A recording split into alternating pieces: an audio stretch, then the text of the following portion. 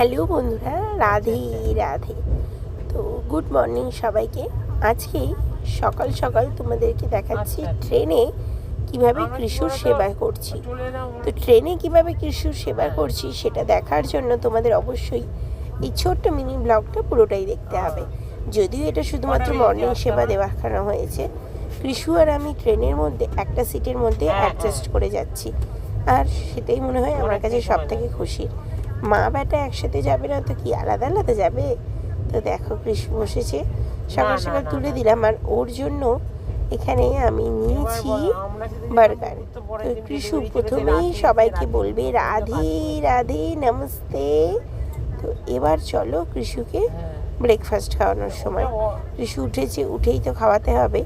তারপর জল টল সব কিছুই আছে, যদিও সবটা তোমাদের কাছে ভিডিওতে তুলে ধরতে পারিনি, কিন্তু যতটা পেরেছি ততটাই তুলে ধরেছি।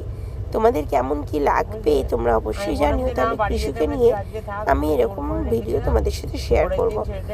আর ভাবছো কোথায় যাচ্ছি? অবশ্যই বলবো কোথায় যাচ্ছি। ধৈর্য ধরো, ধৈর্য ধরো। আর এখানটা আমি কি জানি কি হয়েছে, খুলতেই পারছিলাম না, বেরিয়ে গেছে ভেজ স্যান্ডউইচ, না স্যান্ডউইচ না, ভেজ বার্গার। তো ভেজ বার্গার আজকে কৃষুকে দেওয়া হচ্ছে।